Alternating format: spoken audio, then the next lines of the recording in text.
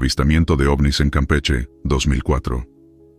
En marzo del año 2004, una tripulación de la Fuerza Aérea Mexicana vivió uno de los eventos más conocidos y documentados relacionados con fenómenos aéreos anómalos en México. Durante un vuelo de patrullaje antinarcóticos sobre el estado de Campeche, el radar del avión Merlin C-26 detectó varios ecos no identificados en el espacio aéreo. Simultáneamente, la cámara infrarroja FLIR comenzó a registrar la presencia de objetos voladores luminosos que no eran visibles a simple vista. En total, los militares lograron contar hasta 11 objetos desconocidos, moviéndose a gran velocidad y realizando maniobras inusuales en el cielo nocturno. Uno de los pilotos, visiblemente sorprendido, llegó a exclamar por radio: "No estamos solos", mientras sus compañeros reaccionaban entre nerviosismo y risa incrédula ante lo que estaban presenciando. El avistamiento fue grabado en video y posteriormente difundido públicamente, generando una gran atención mediática, tanto a nivel nacional como internacional. La propia Secretaría de la Defensa Nacional, SEDENA, reconoció oficialmente el incidente años después, confirmando que el 5 de marzo de 2004, durante esa misión específica, se produjo un avistamiento inusual registrado por su personal aéreo. Aunque en un principio las autoridades sugirieron que las luces podían deberse a un fenómeno meteorológico conocido como centellas o rayos globulares, el episodio dejó una profunda impresión en los militares involucrados. Varios de ellos manifestaron haber sentido una mezcla de incertidumbre y asombro, ya que inicialmente creyeron que se trataba de aeronaves utilizadas por el narcotráfico. Sin embargo, pronto se dieron cuenta de que los objetos no se comportaban como ningún avión conocido. A más de una década del suceso, el caso de Campeche sigue siendo citado como uno de los encuentros aéreos más impactantes en América Latina. Para los soldados que estuvieron presentes aquella noche, la experiencia significó un antes y un después en su percepción del cielo. Muchos de ellos están convencidos de haber presenciado algo que simplemente no tiene explicación racional. Bruja, del Plantío, en la Sierra, 2021. En el año 2021, un grupo de soldados del ejército mexicano fue enviado a una misión de erradicación de plantíos ilícitos, presumiblemente de marihuana en una zona serrana apartada. Lo que en un inicio parecía una operación rutinaria, especialmente durante la noche, pronto se transformó en una auténtica pesadilla paranormal, según relató uno de los militares involucrados en una entrevista difundida posteriormente. La misión consistía en destruir por completo el sembradío y pernoctar en el lugar para asegurar que la quema y el corte se llevaran a cabo en su totalidad. Para ello, los soldados organizaron turnos de guardia nocturna, permaneciendo atentos a cualquier anomalía. Uno de los testigos cuenta que, al tomar su turno de guardia, encontró a su compañero completamente pálido, en estado de shock, y balbuceando que estaban pasando cosas muy extrañas. A los pocos minutos, el propio soldado comenzó a escuchar ruidos inexplicables entre la maleza, como si alguien caminara cerca de él. Aunque desafió a la oscuridad preguntando quién andaba ahí, nadie respondió. De pronto, entre las plantas emergió una figura femenina, una mujer extremadamente pálida, vestida de negro y con el cabello muy largo. El testigo la describió como la cosa más horrible que he visto en mi vida. La aparición se desplazaba con una velocidad antinatural y, sin previo aviso, se abalanzó sobre él, tirándolo al suelo. Según su relato, la entidad, a la que comparó con una bruja o un espíritu maligno, lo arañaba y golpeaba mientras profería insultos, con una voz espantosa, inmovilizándolo por completo. Desesperado, intentó rezar para sobreponerse al terror, pero asegura que, en ese momento, no recordaba ninguna oración. Su mente quedó completamente en blanco, paralizada por el pánico. No sabe cuánto tiempo duró el ataque, pero volvió en sí cuando otro compañero llegó para relevarlo en la guardia, sacudiéndolo por el hombro. Al amanecer, los soldados comenzaron a compartir sus experiencias. Para su sorpresa, varios confesaron haber tenido visiones similares durante la noche. Todos coincidían en la figura de una mujer que los atacaba, o en pesadillas intensas que los mantenían en un estado de angustia. Un cabo veterano, que llevaba años en este tipo de operativos, les comentó que él también había sentido algo extraño.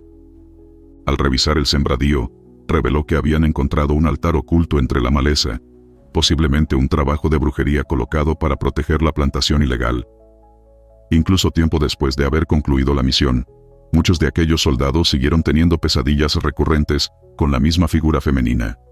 Algunos despertaban con la sensación de que ella estaba en su habitación, acompañada de un fuerte olor fétido imposible de explicar. Este encuentro dejó secuelas psicológicas notables en el pelotón. Varios confesaron que nunca antes habían creído en brujas, maldiciones o temas sobrenaturales, pero después de aquella noche, cambiaron completamente de opinión. Estaban convencidos de que algo oscuro y maligno los había atacado con el propósito de defender el negocio ilícito. El caso trascendió luego de que uno de los soldados decidiera compartir su historia en redes sociales. El relato fue tan estremecedor que varios medios nacionales lo retomaron, generando gran impacto entre la audiencia. Asa embrujada de la Sierra de Durango, 1978. Durante la década de los 70, tropas del ejército mexicano que operaban en regiones apartadas comenzaron a reportar fenómenos inexplicables. Uno de los casos más inquietantes ocurrió en 1978, cuando una unidad de caballería fue enviada a una operación en la Sierra de Durango. Según el testimonio del entonces sargento Octavio B., perteneciente al 5º Regimiento de Caballería, su pelotón estableció un campamento improvisado en una antigua casona en ruinas que encontraron en medio de la serranía.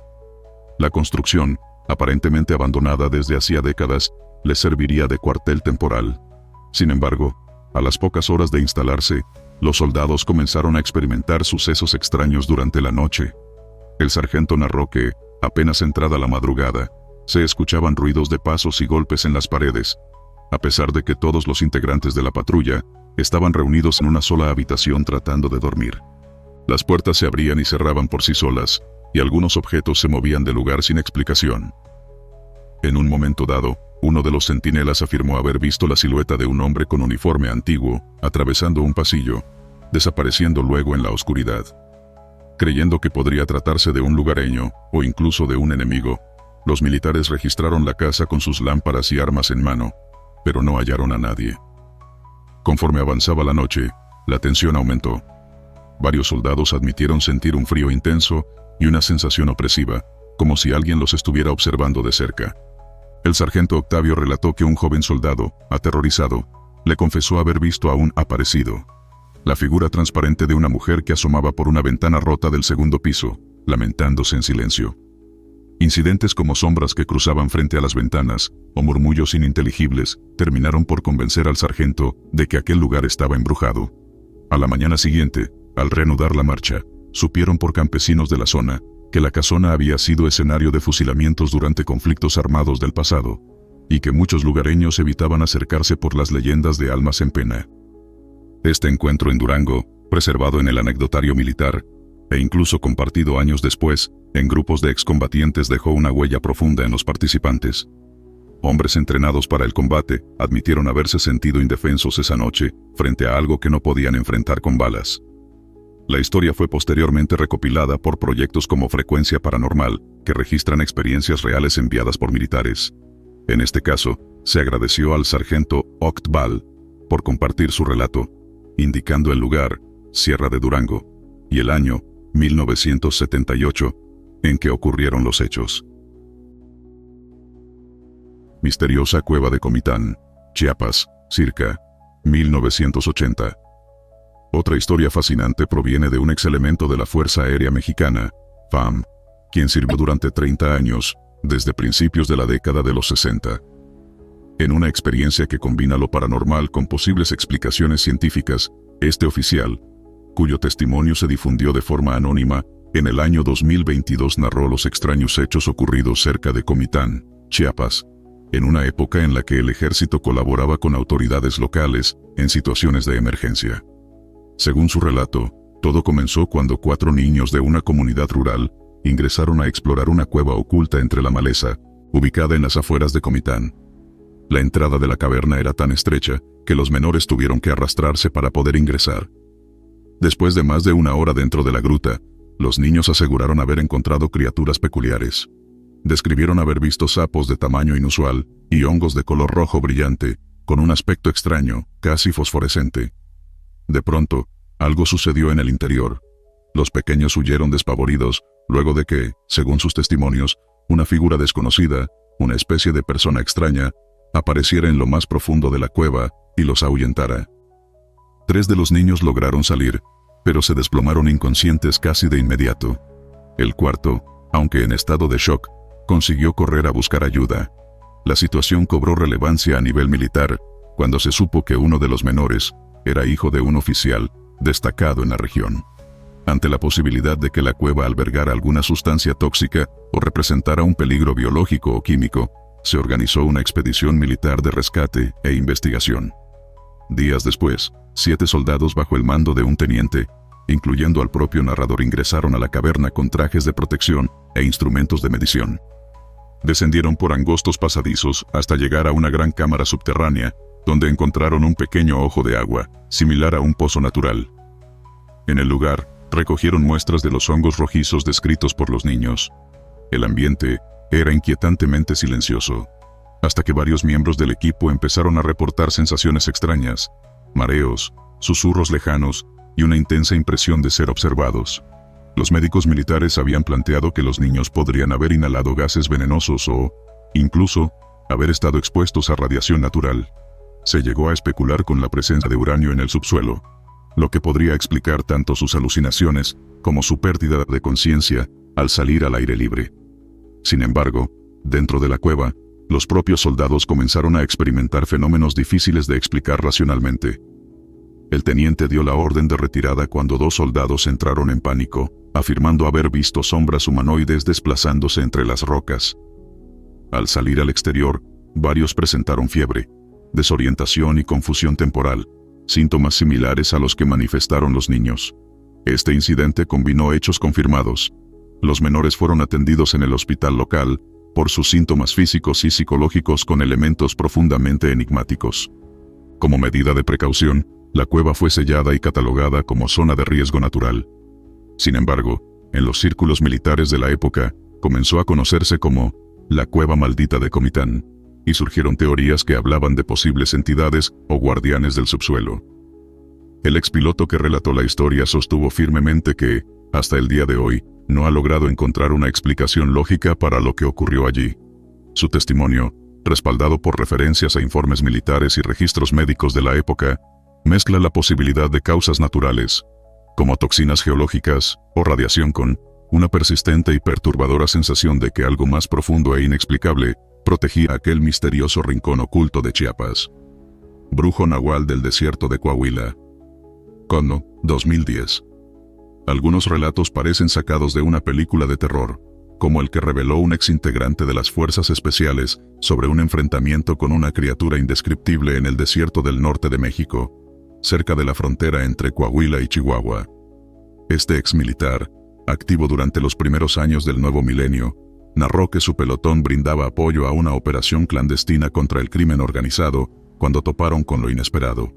Tras una misión exitosa, iban de regreso atravesando una zona desértica durante la noche, cuando divisaron en el horizonte unas construcciones de adobe abandonadas, donde en teoría no debía haber nada construido. Al acercarse con cautela, descubrieron lo que parecía ser un antiguo cuartel militar fantasma, perdido en medio de la nada y en ruinas. Sospechando que pudiera ser utilizado por criminales, por ejemplo, como escondite para contrabandistas de personas, dado que estaban en una ruta migratoria, los soldados inspeccionaron el sitio. Allí, hallaron indicios macabros, un área con restos recientes que sugerían la existencia de fosas improvisadas y, alarmantemente, el cadáver de al menos un migrante tirado en el suelo. Capturaron allí mismo a un pollero, traficante de migrantes, que parecía aterrado, no por los militares, sino por algo más. Les suplicaba que se marcharan antes de caer víctimas de una criatura que él llamaba el demonio del desierto. Inicialmente escépticos, los soldados ataron al traficante, pensando que deliraba. Pero pronto comenzaron a ocurrir hechos escalofriantes. En una de las viejas casetas de adobe, vieron inexplicablemente un foco eléctrico encendido, a pesar de que no había electricidad en muchos kilómetros a la redonda. De improviso, la tierra vibró como si algo se moviera debajo de ellos. Uno de los cuerpos semienterrados fue jalado hacia abajo y desapareció en la arena ante sus ojos. El prisionero palideció y gritó con desesperación: «Es el demonio, ya despertó». En ese momento, emergió del subsuelo una criatura monstruosa de más de 2,5 metros de altura. Tenía silueta humanoide, pero aspecto bestial. Estaba completamente cubierto de pelo, similar al de un búfalo, con una cabeza esquelética coronada por enormes cuernos. Sus brazos colgaban hasta el suelo, y en el torso parecía tener otra cara. una expresión macabra que se movía con vida propia.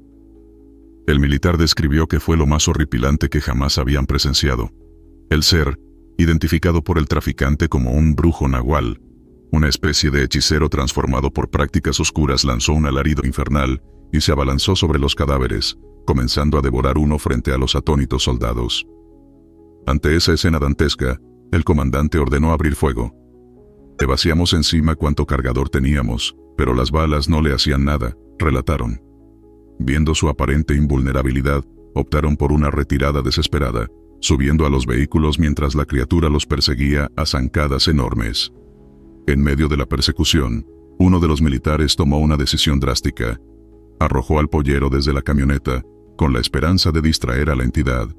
Trágicamente, la estratagema funcionó. El ser se detuvo brevemente, donde cayó el hombre, lo que dio tiempo a los soldados para escapar con vida del lugar. Este terrible encuentro dejó a los combatientes profundamente conmocionados.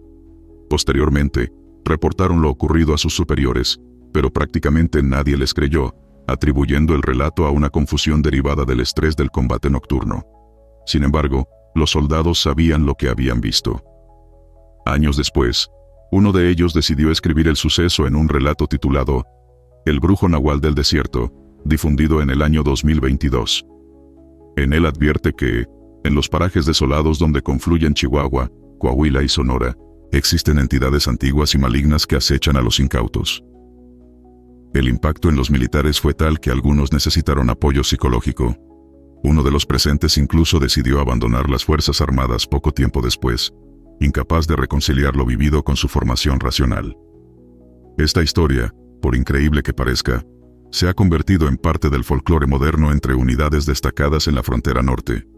Muchos se refieren con respeto y temor a la leyenda del demonio del desierto. Combate con nahuales en la selva lacandona, Chiapas.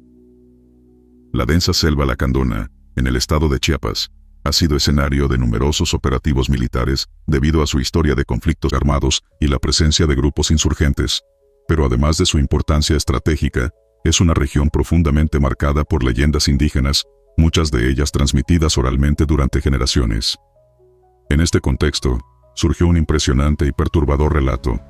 Una cuadrilla de soldados mexicanos afirmó haber enfrentado y eliminado a un grupo de nahuales que estaban aterrorizando a un pueblo remoto en el sur de México. El término nahual en la tradición mesoamericana hace referencia a brujos o chamanes con la capacidad de transformarse en animales o entes sobrenaturales. Según versiones difundidas posteriormente en entrevistas y programas de radio, la patrulla militar fue enviada a una comunidad de la Lacandona tras múltiples reportes de ataques nocturnos contra los pobladores. Los habitantes hablaban de enormes criaturas, mitad hombre, mitad bestia, que rondaban las chozas por la noche, robando gallinas, ganado, e incluso llevándose a personas que desaparecían sin dejar rastro. En un principio, los soldados pensaron que se trataba de algún grupo criminal o guerrillero, aprovechando la superstición local para camuflar sus actividades. Sin embargo, sus expectativas cambiaron radicalmente la primera noche de guardia. Alrededor de la fogata del campamento, comenzaron a escuchar aullidos y gruñidos extraños que parecían venir de varios puntos a su alrededor, como si algo o alguien los estuviera acechando en la oscuridad, oculto entre la maleza. El clímax llegó cuando fueron atacados repentinamente por varias figuras oscuras que emergieron de la vegetación. Los militares abrieron fuego, iniciando un combate caótico en la espesura de la selva. Uno de los soldados describió haber enfrentado a una criatura con forma de enorme perro o lobo, que, a pesar de recibir múltiples disparos, seguía moviéndose con una agilidad antinatural. Otro relató que una figura humanoide, con garras y mirada feroz, saltó desde un árbol para intentar derribarlo. La refriega terminó cuando, tras herir de muerte a 2 de aquellas entidades, las restantes huyeron internándose en lo más profundo de la selva. Al acercarse con linternas a los cuerpos abatidos, los soldados quedaron estupefactos. Ya no eran bestias, sino cadáveres de 2 hombres de aspecto indígena, ancianos y cubiertos de tatuajes y cicatrices rituales. Fue entonces que comprendieron las advertencias de los lugareños. Esos hombres eran nahuales, brujos capaces de cambiar de forma. Después de este enfrentamiento, la comunidad dejó de ser hostigada. En señal de agradecimiento, los ancianos del pueblo realizaron un ritual tradicional para despedir las almas de los brujos caídos. Sin embargo, también advirtieron a los soldados que tuvieran cuidado, pues otros nahuales podrían buscar venganza. Este caso, aunque envuelto en cierto hermetismo por parte del ejército, trascendió a través de testimonios orales de los mismos soldados involucrados. Con el tiempo, la historia llegó a oídos de investigadores de lo paranormal, y se convirtió en uno de los relatos más comentados sobre interacción directa entre Fuerzas Armadas y entidades legendarias. Si bien no existe un expediente oficial abierto al público que confirme el incidente, su verosimilitud se sostiene en la consistencia de múltiples testimonios independientes.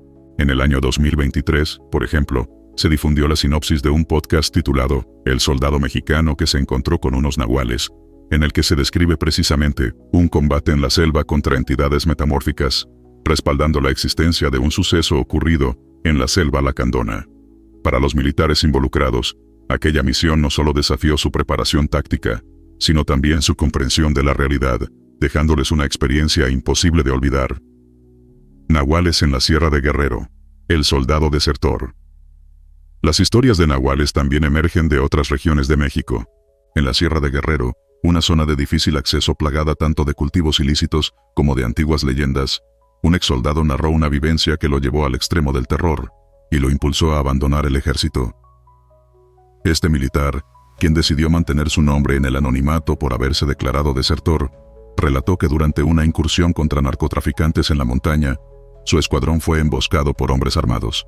Durante el enfrentamiento, una explosión los dejó gravemente heridos y los separó del resto de la tropa. Él y 2 compañeros recuperaron la conciencia horas después, heridos y desorientados en lo profundo del monte, hasta que fueron auxiliados por lugareños de una pequeña comunidad serrana. Los campesinos, en su mayoría familias indígenas, les brindaron refugio en una aldea remota y los cuidaron con gran hospitalidad. Esa misma noche, mientras el soldado y el cabo que lo acompañaba se recuperaban, un extraño ataque sacudió a la comunidad. Los militares escucharon gritos de alarma entre la gente y, sin pensarlo, tomaron sus armas para unirse a la defensa del pueblo. Fue entonces cuando vieron una criatura similar a un perro enorme merodeando cerca de una finca donde se resguardaban mujeres y niños.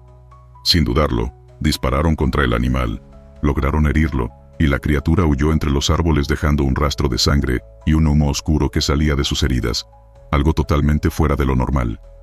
Una de las mujeres del pueblo, llamada Araceli, les advirtió con urgencia que aquello no era un perro común, sino un nahual, y que debían actuar con cautela, ya que esas criaturas abundaban en la zona. Al día siguiente, Araceli y otros pobladores explicaron la situación a los militares. En los alrededores, aseguraron, vivían supuestos brujos nahuales que habían perdido toda humanidad y se entregaban a oscuros rituales, transformándose en bestias asesinas. Para protegerse, la comunidad había construido una pequeña capilla con imágenes religiosas y colocaban ofrendas de carne cruda en su entrada. Según sus creencias, estas ofrendas apaciguaban a los nahuales. Si no eran colocadas, comenzaban a desaparecer niños del poblado. Los soldados quedaron atónitos ante esas revelaciones. Aunque inicialmente escépticos, no podían ignorar lo que habían presenciado la noche anterior. Siguiendo las recomendaciones de los lugareños, optaron por permanecer allí algunos días, hasta asegurarse de que podrían abandonar la sierra sin caer en manos de los cárteles o de los seres sobrenaturales que acechaban desde el bosque. Durante los días siguientes, fueron testigos de otros fenómenos inquietantes: aullidos que parecían pronunciar palabras humanas, sombras que observaban desde el borde del bosque, y una madrugada encontraron huellas enormes de una criatura alrededor de la casa donde dormían. El cabo, más experimentado, sugirió que podrían ser de leopardos o coyotes, pero el joven soldado sentía que aquello era algo mucho más siniestro. Finalmente, lograron contactar al ejército y fueron evacuados. Sin embargo, en su reporte oficial, omitieron los detalles paranormales. A pesar de ello, la experiencia dejó huella profunda. Uno de ellos, el exmilitar que compartió esta historia, decidió no regresar nunca a filas, incapaz de continuar con la vida militar tras lo vivido. Años más tarde, este mismo hombre escribió su testimonio en un relato titulado Nahuales en el bosque, en el que confirma que al disparar contra la criatura, un humo oscuro salía por los orificios de bala. También describe cómo los habitantes convivían con ese terror ancestral, dejando ofrendas para evitar ataques a sus hijos. Esta vivencia marcó para siempre a quienes la protagonizaron. Soldados entrenados para pelear contra hombres, se encontraron de frente con algo que desafiaba toda lógica y comprensión, cambiando radicalmente su visión sobre lo que realmente puede ocultar la Sierra Mexicana. Bruja del árbol en el rancho militar, década de los 90. Entre los relatos más inquietantes sobre brujas, figuras típicas del folclore mexicano, destaca el testimonio de Francisco Paco Ruiz, un capitalino que desde niño soñó con ser militar y logró ingresar al ejército durante la década de los 90. Fue asignado a una base rural de adiestramiento, ubicada en una zona boscosa y solitaria, donde ocurrió un incidente que, hasta el día de hoy, ni él ni sus compañeros han podido olvidar. Cerca del campamento había un árbol frondoso y antiguo, que causaba incomodidad entre los soldados. Durante varias noches consecutivas, algunos afirmaron escuchar risas agudas y susurros que parecían emanar desde la copa del árbol, a pesar de que no había nadie alrededor. En un principio, los oficiales atribuyeron esos testimonios a bromas entre la tropa o a la fatiga acumulada durante el entrenamiento. Sin embargo, una madrugada todo cambió. Un centinela lanzó la voz de alarma después de ver claramente una figura femenina, sentada en una de las ramas más altas del árbol, mirando fijamente hacia las barracas. Según su descripción, la mujer tenía una cabellera muy larga y oscura, vestía ropas harapientas y sus ojos, al reflejar la luz de la luna, brillaban de una manera completamente antinatural. Tras recibir el aviso, varios soldados se dirigieron al lugar con linternas y fusiles. Desde el suelo iluminaron la copa del árbol. Y allí estaba. La figura seguía inmóvil, observándolos con una sonrisa torcida. De pronto, soltó una carcajada estridente que heló la sangre de todos los presentes. Luego, sin previo aviso, saltó desde lo alto del árbol y cayó de pie frente a los militares, ilesa. Fue entonces cuando, con voz gutural, lanzó una maldición en náhuatl, o en algún dialecto indígena, que ninguno pudo entender, y corrió hacia el monte con una velocidad sobrehumana. Aunque los soldados estaban listos para disparar, tenían órdenes de no abrir fuego contra personas desarmadas, por lo que optaron por lanzar disparos al aire, con la intención de ahuyentarla. Al día siguiente, algunos pobladores de los alrededores se acercaron al campamento, y al escuchar lo sucedido, afirmaron que probablemente se trataba de la temida bruja del árbol. Contaron que, décadas atrás, una anciana curandera vivió en un jacal cercano. Fue acusada de practicar brujería, y según la leyenda local, murió colgada de ese mismo árbol. Desde entonces, su espíritu había sido visto rondando la zona, especialmente en noches sin luna. El cabo al mando, aunque impresionado por los relatos, se mantenía escéptico. Aún así, ordenó talar el árbol para evitar más sobresaltos entre los soldados. Sin embargo, al día siguiente, una tormenta repentina, inusual para la temporada, azotó la región con tal intensidad que los trabajos tuvieron que ser suspendidos. Cuando por fin lograron cortar el tronco, algo aún más perturbador ocurrió. Del interior hueco del árbol salió disparado un enorme enjambre de murciélagos, en pleno día. Para muchos, esa fue la señal definitiva de que la bruja había escapado adoptando esa forma. El suceso marcó profundamente a Paco Ruiz, quien años más tarde lo incluyó en un compendio de experiencias paranormales bajo el título La bruja del árbol. Para él y sus camaradas, aquella vivencia dio nueva fuerza a las historias que escuchaban de niños sobre brujas, y despertó un respeto renovado por las creencias y tradiciones locales. Aunque no hubo consecuencias fatales, el impacto psicológico fue evidente. Incluso soldados con experiencia y temple de acero confesaron que, durante semanas, durmieron con escapularios bajo la almohada, temerosos de que la bruja regresara alguna noche para vengarse desde el más allá. Apariciones en el Cerro del Muerto, Aguascalientes. El Cerro del Muerto es una formación montañosa ubicada al poniente de la ciudad de Aguascalientes. Su silueta, vista desde la distancia, se asemeja a la de un gigante acostado, lo que le da su peculiar nombre. Desde la época de la Revolución Mexicana, han circulado leyendas sobre apariciones fantasmales en sus laderas, ya que en esa zona se libraron combates, emboscadas y fusilamientos. Uno de los testimonios más inquietantes es el de un soldado originario de Chihuahua, nacido en 1959, influido desde joven por las historias revolucionarias que su abuelo, quien combatió junto a las tropas villistas, le contaba con detalle. Durante la década de los 80, este soldado tuvo un encuentro estremecedor mientras realizaba ejercicios de entrenamiento militar en las faldas del cerro. La tropa a la que pertenecía acampaba cerca del llamado Pico del Águila, como parte de unas maniobras de supervivencia. En la quietud de la noche, mientras montaba guardia, notó a poca distancia lo que parecía ser otro centinela, inmóvil, de pie entre los matorrales. Llevaba un uniforme antiguo y un sombrero con carrilleras al estilo revolucionario. El soldado, sorprendido de verlo fuera de su puesto, le gritó el alto reglamentario, pero no obtuvo respuesta. Al acercarse, sintió un escalofrío. La figura tenía un aspecto semitransparente, como si estuviera hecha de niebla. Apenas pudo reaccionar cuando la aparición se desvaneció ante sus ojos. Al día siguiente, aún afectado, contó lo ocurrido a un sargento veterano de la zona. Este, lejos de mostrarse incrédulo, le confesó que no era el primero en ver al soldado fantasma del cerro. Se decía que se trataba del espíritu de un combatiente caído en 1914, que aún montaba guardia, atrapado entre este mundo y el otro. Lejos de asustarse, el joven soldado decidió enfrentar el miedo y solicitó hacer guardia en el mismo lugar la noche siguiente. Cerca de la medianoche, él y otro compañero vivieron algo aún más impactante. Vieron lo que describieron como un cortejo espectral. Varias siluetas de soldados rebeldes avanzaban por un sendero del cerro, y en el ambiente se escuchaban claramente cascos de caballo galopando, junto con el relincho de un corcel invisible. Alarmados, despertaron a sus superiores, quienes llegaron a tiempo para presenciar destellos en la ladera, como si fueran fogonazos de armas de fuego, seguidos por un silencio profundo y abrumador. A la mañana siguiente, se organizó una inspección del terreno. En la zona donde aparecieron las siluetas, hallaron restos oxidados de metralla y balas antiguas, lo que confirmaba que allí había ocurrido un enfrentamiento real. El mando militar, visiblemente perturbado, ordenó reubicar el campamento para evitar nuevas manifestaciones. Este suceso reforzó aún más la leyenda del Cerro del Muerto. Años más tarde, en 2023, se publicó un relato titulado precisamente El Cerro del Muerto, el cual recopiló aquella experiencia militar y la entrelazó con la historia familiar del soldado, cuyo abuelo habría combatido precisamente en ese sector durante la Revolución. Los militares que vivieron el fenómeno creyeron firmemente que las apariciones eran almas en pena, condenadas a repetir su último combate. Aunque ninguno de los soldados resultó herido, el miedo se apoderó del grupo. Uno de ellos confesó que, por nada del mundo, volvería a patrullar ese cerro de noche.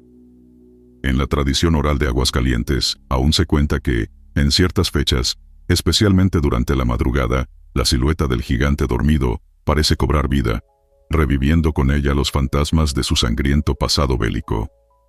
Fantasmas en la prisión abandonada de Veracruz, 2006. En ocasiones, al ejército mexicano le corresponde resguardar o inspeccionar instalaciones en desuso, y algunas de ellas arrastran historias verdaderamente tenebrosas.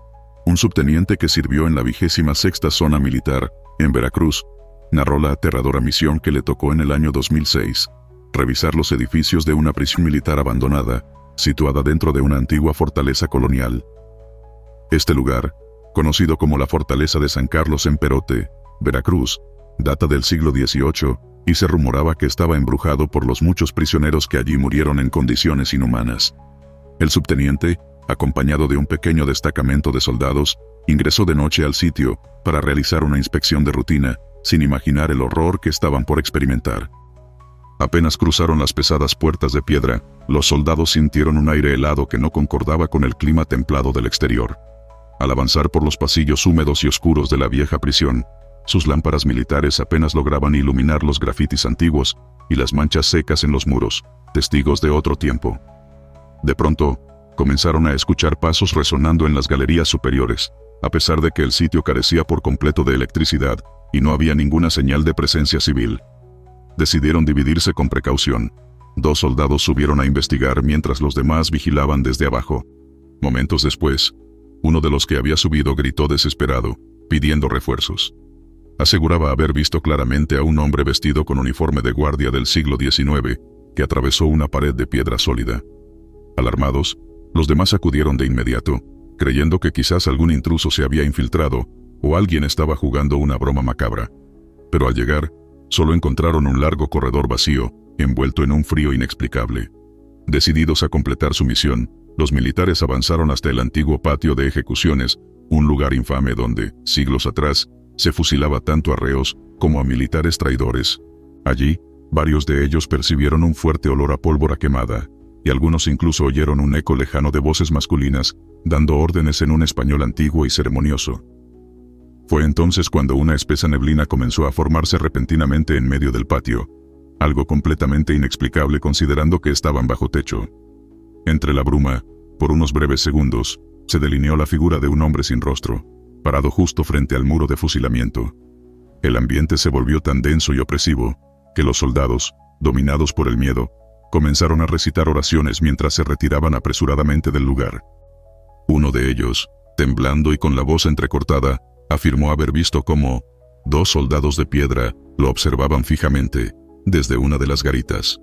Lo curioso es que en la entrada de la fortaleza existen, efectivamente, 2 estatuas antiguas conocidas por los locales como los Desterrados de Piedra, figuras de soldados españoles que forman parte de una leyenda local sobre espíritus condenados a vigilar eternamente la fortaleza.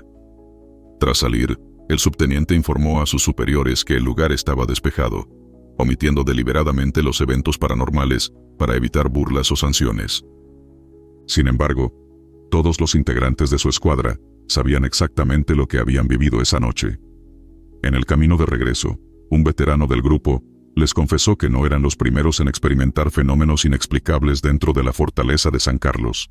Según él, desde hace décadas, se reportan visiones, presencias y sensaciones extrañas en el interior, provocadas por las energías acumuladas tras años de sufrimiento, ejecuciones y desesperanza. El caso fue recopilado tiempo después en la sección Cuéntame tu historia, del diario de Jalapa, e incluyó declaraciones anónimas de los testigos, así como el análisis de una psíquica consultada por el medio. Ella afirmó que el dolor, la desesperanza, la maldad y los fusilamientos ocurridos en el fuerte hacen de este lugar uno con energías muy potentes, difíciles de disipar. Para los soldados que participaron en aquella misión, no quedó la menor duda. La antigua prisión está habitada por fantasmas. A raíz de este incidente, el alto mando militar tomó una decisión tajante. Cualquier inspección futura en la fortaleza de San Carlos se realizaría exclusivamente de día, ya que ningún soldado volvió a mostrarse dispuesto a patrullar sus corredores durante la noche. Tambor de la selva de Tehuantepec. Testimonio recopilado por investigadores del fenómeno paranormal en Oaxaca. Entrevistas a exmilitares de la 46ª Zona Militar, basada en hechos reportados entre 1992 y 1993. Estuve al servicio del ejército mexicano durante 26 años. Viví muchas cosas, de las buenas, las malas, y de las que preferiría no recordar. Sin embargo, lo que pasó en la selva de Tehuantepec jamás lo pude borrar de mi mente. Años después, sigo teniendo pesadillas con el sonido de aquel tambor maldito. Esto sucedió en 1993, cuando nos enviaron a realizar tareas de reconocimiento cerca del municipio de Santa María Chimalapa, en Oaxaca. La zona es conocida por sus paisajes hermosos y su vegetación salvaje, pero también por conflictos con grupos armados que se esconden entre la maleza. Era un terreno hostil, con ríos fangosos, serpientes, insectos agresivos y una humedad que calaba hasta los huesos. Nosotros éramos un escuadrón de 12 elementos. Todos veníamos del norte del país y no conocíamos esa selva más allá de lo que aparecía en los mapas. La misión era simple: patrullar un corredor identificado como posible ruta de tráfico de armas. Lo que encontramos allí no fue un convoy de criminales ni restos de enfrentamientos. Fue algo peor. La primera noche que acampamos, escuchamos un sonido extraño, un golpe repetitivo, grave, que parecía retumbar entre los árboles, como si alguien tocara un tambor ceremonial. No era ruido de animales ni de maquinaria. Todos lo oímos. No quisimos pensar en cosas raras. Asumimos que quizá había una comunidad indígena haciendo alguna celebración. Pero lo curioso fue que ese tambor no se alejaba, ni se acercaba. Se mantenía a la misma distancia, durante horas, como si alguien lo estuviera tocando justo fuera de nuestro campo de visión. Cuando salimos a buscar el origen del sonido, lo único que encontramos fue monte cerrado. Nada más. Regresamos al campamento confundidos. La siguiente noche, el tambor volvió, pero esta vez vino acompañado de otro sonido, una voz. Era una voz profunda, masculina, pero hablaba en un idioma que ninguno de nosotros reconoció. No era náhuatl ni zapoteco, según uno de los soldados que había patrullado otras zonas indígenas. Era algo más antiguo, más gutural. Acompañaba el tambor con un canto que te helaba la sangre. Uno de los nuestros, un cabo apodado Cocoy, comenzó a sentirse mal. Dijo que escuchaba esa voz dentro de su cabeza, que no podía dormir. Esa noche se despertó gritando, con los ojos en blanco, Lo sostuvimos entre todos para que no se lastimara. Decía que el tambor venía desde abajo, desde el corazón de la selva, que no era humano. Intentamos evacuarlo por radio, pero no teníamos señal. Y eso fue lo más raro. El día anterior habíamos establecido comunicación con la base sin problema. Esa noche, todos los radios dejaron de funcionar. Incluso nuestras brújulas parecían fallar. Las agujas giraban sin sentido. El tercer día fue cuando todo se salió de control. A eso de las 3 de la madrugada, el sonido del tambor aumentó de intensidad. Ya no era uno, eran varios, como si una procesión invisible se acercara por la espesura. Vimos luces entre los árboles, como antorchas flotando. Tomamos posiciones y apuntamos nuestros rifles, pensando que podría tratarse de una trampa. Lo que apareció entre la maleza nos dejó paralizados. Eran figuras humanas, sí, pero deformes, altas, huesudas, cubiertas de algo parecido a pintura negra o barro seco. Sus ojos brillaban como brasas. No hablaban. Solo se detenían frente a nosotros, tamborileando con los dedos sobre troncos, piedras o sus propios cuerpos. El sonido era hipnótico, repetitivo, como un latido que no venía del corazón, sino del inframundo. Uno de nuestros compañeros, el soldado Herrera, disparó. Entonces todo estalló en caos. Las figuras se movieron a una velocidad imposible. Lo rodearon en cuestión de segundos y lo arrastraron selva adentro. Salimos tras ellos, pero solo encontramos su rifle, manchado de sangre. Nunca apareció. Nunca. Los demás entramos en pánico. El comandante intentó organizar una retirada táctica, pero no había forma de orientarnos. La selva nos tragaba. Caminamos en círculos durante horas, el tambor siguiéndonos a cada paso, como si jugara con nosotros. «Ya no vamos a salir de aquí», murmuraba Cocoy entre delirios. «Nos quieren para algo». Finalmente, al amanecer, la señal de radio regresó. Logramos contactar con el puesto de avanzada, y con ayuda de un helicóptero, dimos nuestra ubicación. Nos extrajeron en la tarde siguiente. Pero ya no éramos los mismos. Herrera nunca fue encontrado. Cocoy fue trasladado a un hospital militar en Chiapas. Según el informe, sufrió un colapso nervioso y fue dado de baja meses después. Los demás hicimos silencio. Nadie quería que nos tomaran por locos. Pero desde entonces, cada vez que estoy solo y en silencio, puedo escucharlo de nuevo. Ese tambor lento, rítmico, como un corazón maldito latiendo bajo la tierra. Años después, por curiosidad o necesidad de entender, investigué la zona por mi cuenta. Encontré referencias a rituales precolombinos perdidos entre los pueblos zoques y mixes. Cultos secretos al dios de la guerra, que se practicaban en cuevas y zonas escondidas de la selva. En algunos documentos antiguos, se mencionaba una entidad llamada Zompanihui, el que recoge las almas en la selva, acompañado siempre por un tambor de cuero humano. Decían que el que escucha su música, queda marcado. Y yo, sigo oyéndolo. Grito bajo la tierra, el subsuelo de El Ocote. Testimonio de un exsargento del ejército mexicano. Relato recogido en entrevistas de campo por investigadores civiles en Chiapas, zona de reserva ecológica y operaciones militares especiales. Sirvo al país desde joven. Casi toda mi carrera la pasé entre montes, brechas, barrancos. He dormido entre raíces, he comido cosas que ni imaginé, y he cargado a compañeros muertos. Pensé que lo había visto todo, hasta que pisamos El Ocote. Esto pasó en 1998, aunque muchos prefieren pensar que nunca ocurrió. Nos asignaron a patrullar un sector de la reserva de la biosfera El Ocote al norte de Chiapas. Se había reportado movimiento de campamentos ilegales, probablemente grupos armados o taladores clandestinos. Íbamos 7 soldados al mando de un teniente recién llegado de la capital, joven y entusiasta. Yo era el más viejo del grupo. Desde el primer día, el lugar nos pareció diferente. No era solo la humedad pegajosa, ni los caminos resbalosos. Había una especie de silencio denso, como si la selva contuviera la respiración cada vez que uno hablaba. La misión avanzó sin contratiempos hasta el tercer día, cuando uno de los soldados, González, encontró una grieta en el suelo, semioculta por ramas y lodo. Al apartarlas, vimos que era una entrada a una caverna como las muchas que hay en esa zona de piedra caliza. Lo raro fue que de allí salía un aire tibio y un olor metálico, como sangre vieja. Pensamos que tal vez era usada para esconder armas o gente, así que decidimos entrar. Llevábamos lámparas, sogas y armamento. Dejamos a 2 compañeros afuera como apoyo. El teniente, yo y 3 más descendimos. El túnel era angosto, húmedo, pero parecía natural. Bajamos unos 10 metros y llegamos a una cámara más amplia. Lo primero que nos impactó fue la cantidad de marcas en las paredes, dibujos hechos con carbón o algún pigmento, representando figuras humanas con cabezas de jaguar, cuerpos partidos y símbolos que no se parecían a nada que hubiéramos visto antes. Seguimos avanzando hasta llegar a una segunda cavidad, mucho más grande. Allí estaba el círculo. Era un círculo de piedras perfectamente colocadas en el suelo. Dentro de él, restos de ceniza, huesos pequeños y algo más. Un cráneo humano decorado con lo que parecía oro o algún metal brillante. El teniente, incrédulo, quiso tomarlo como evidencia. Le advertí que mejor no lo tocara. Uno de los soldados rezó en voz baja. Otro vomitó sin razón aparente. Y fue entonces que lo escuchamos.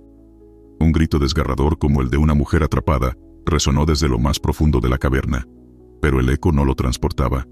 El sonido venía desde abajo como si algo estuviera a centímetros de nuestras botas. Apuntamos al suelo, pero no había grietas, solo piedra sólida. Sin embargo, el grito volvió. Esta vez más agudo, más cercano. Fue ahí que el teniente se desmayó. Cayó como si algo le hubiese apagado el alma. Intentamos levantarlo, pero su cuerpo pesaba el doble. De pronto, las lámparas comenzaron a fallar. La temperatura descendió. Uno de los compañeros dijo que veía manos saliendo del suelo tratando de atraparlo. Decidí que era hora de irnos. A la fuerza, entre 2, cargamos al teniente y regresamos a la cuerda. Pero al llegar a la salida, no había nadie. Los 2 compañeros que estaban de guardia habían desaparecido. Gritamos sus nombres. Nada. Solo la selva en silencio. Decidimos evacuar. Mientras subíamos al teniente, sentí un zumbido en el oído como si alguien estuviera murmurando en un idioma desconocido.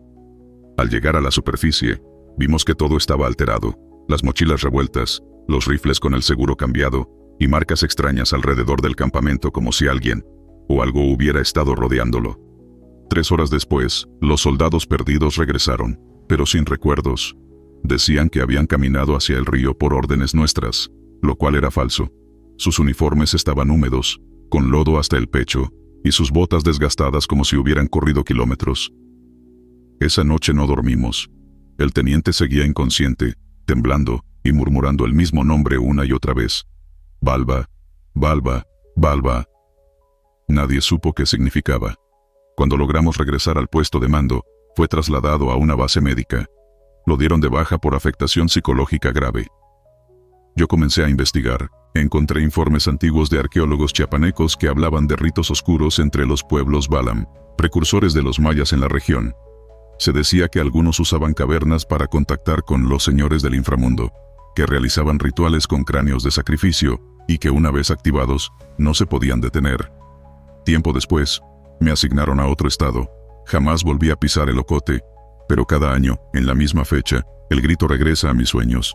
Me despierto sudando, sintiendo el mismo aire tibio en la nuca, como si la caverna aún me llamara, como si hubiera dejado algo allá abajo, o tal vez trajera algo conmigo. Lo cuento ahora porque ya estoy retirado, pero nunca olvidaré el grito bajo la tierra, y juro por mi uniforme que hay cosas allá abajo que no deberían ser descubiertas jamás. Zona Roja del Usumacinta. Relato extraído de una entrevista concedida por un exmilitar retirado de la 38ª Zona Militar, con operaciones en la frontera entre México y Guatemala. Acontecimiento ubicado en la Selva Lacandona, 2001. No era la primera vez que nos internábamos en ese infierno verde. La zona del río Usumacinta, donde Chiapas roza con Guatemala, es uno de los territorios más duros que puede pisar un soldado mexicano. Mosquitos como balas, humedad que te pudre los pies, caminos que desaparecen con la lluvia. Pero esa vez fue diferente. Nos asignaron a una patrulla especial, de solo 5 elementos, con el objetivo de rastrear indicios de campamentos ilegales en un paraje donde, según informes de inteligencia, operaban grupos extranjeros armados. La zona era de acceso restringido, lo llamaban la Franja Roja, porque allí se habían perdido 2 patrullas antes que la nuestra. Oficialmente por desorientación, pero los que habían sobrevivido hablaban de cosas más inquietantes. Yo, como sargento primero, iba al frente. Mi escuadra estaba conformada por gente joven, nuevos en la selva. El único que tenía experiencia en esa área era un soldado apodado Muelas, de origen celtal, callado, observador, pero conocedor del monte como pocos. Avanzamos durante 3 días, siguiendo las riberas del Usumacinta, en condiciones durísimas. El agua era escasa y el calor insoportable. Pero la selva, esa vez, estaba callada. Los monos no gritaban. Los pájaros no cantaban. Era un silencio espeso, como si el mismo aire tuviera miedo de moverse. El primer incidente fue menor. Uno de los soldados perdió su brújula. Juró haberla dejado dentro de su mochila. Lo raro es que la encontramos a unos 20 metros del campamento, clavada en el tronco de un árbol, como si alguien la hubiera lanzado con furia. Nadie dijo nada, pero la tensión se sentía. La segunda noche fue peor. Mientras dormíamos, comenzó a sonar un murmullo. Al principio suave, como viento entre hojas. Pero después, claramente, eran voces varios al mismo tiempo. Hablaban en un idioma que no entendíamos, como mezcla de maya antiguo y algo gutural, irreconocible. Al principio pensamos que era gente acercándose al campamento. Nos levantamos con las armas listas, revisamos con linternas, abrimos perímetro, pero no encontramos a nadie, ni huellas, ni animales, ni indicios de presencia humana. Muelas, dijo entonces algo que nos puso los pelos de punta. No son voces vivas. Esa frase quedó flotando en el aire como plomo. Seguimos la marcha al día siguiente. Pero cada noche, al detenernos a descansar, las voces regresaban. Se escuchaban entre los árboles, entre las piedras, entre nuestras propias mochilas. Alguien susurraba nuestro nombre. Cada uno de nosotros, por separado, escuchó su nombre murmurado. Y siempre en el tono exacto de alguien que conocíamos. Yo, por ejemplo, escuché a mi madre fallecida. Uno de los jóvenes, el soldado Pérez, dijo que escuchó a su novia. Muelas escuchó a su abuelo, muerto hacía más de 20 años. Ninguno lo dijo en voz alta, pero todos lo sabíamos. Algo nos estaba observando y jugando con nuestras mentes. La cuarta noche fue la peor. Pérez desapareció. Montamos guardia por turnos, como siempre. Él estaba a cargo de la tercera ronda. A las 3 de la mañana me tocaba relevarlo. Cuando desperté, su hamaca estaba vacía. Su mochila seguía allí. Su rifle también. Pero él, no. Lo buscamos durante horas. Encontramos una única pista, sus botas, perfectamente colocadas en la orilla del río. Dentro de ellas, 2 hojas secas, dobladas en forma de cruz. No había rastro de él. Muelas se negó a seguir avanzando. Nos dijo que estábamos en terreno de los que ya no viven, y que el río Usumacinta era un límite no solo geográfico, sino espiritual. Aquí no mandamos nosotros, aquí manda el otro lado, dijo.